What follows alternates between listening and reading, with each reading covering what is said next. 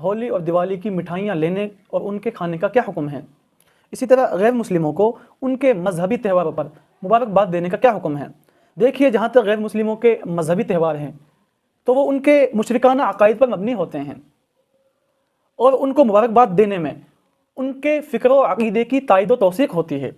لہٰذا غیر مسلموں کو ان کے مذہبی تہواروں پر مبارکباد دینا یہ بالکل جائز نہیں ہے۔ بعض دفعہ اس سے ایمان سلب ہونے کا بھی خطرہ ہوتا ہے۔ الامان والحفیظ، اللہ ہم سب کی حفاظت فرمائے۔ غیر مسلموں کو ان کے مذہبی تہواروں پر مبارکباد دینا یہ بالکل جائز نہیں ہے، شرعاً اس کی کوئی گنجائش نہیں ہے، لہٰذا اس سے بالکل بچا جائے۔ رہی بات کہ غیر مسلم جو مٹھائیاں تحفے میں دیتے ہیں، گفٹ میں دیتے ہیں، ان کا لینا جائز ہے یا نہیں، تو اس کا آسان جواب یہ ہے کہ اگر یہ مٹھائیاں چڑھاوے کی نہیں ہیں، اسی طرح ان مٹھائیوں میں ناپاک چیز کی ملاوٹ نہیں ہے، تو پھر ان مٹھائیوں کو لینے کی گنجائش ہے، اسی طرح ان کے استعمال کرنے کی، کھانے کی گنجائش ہے۔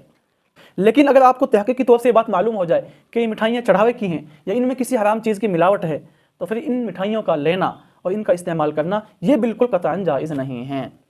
خلاصہ کلام یہ ہے کہ غیر مسلموں کو ان کے مذہبی تہواروں پر مبارکباد دینا جائز نہیں ہے۔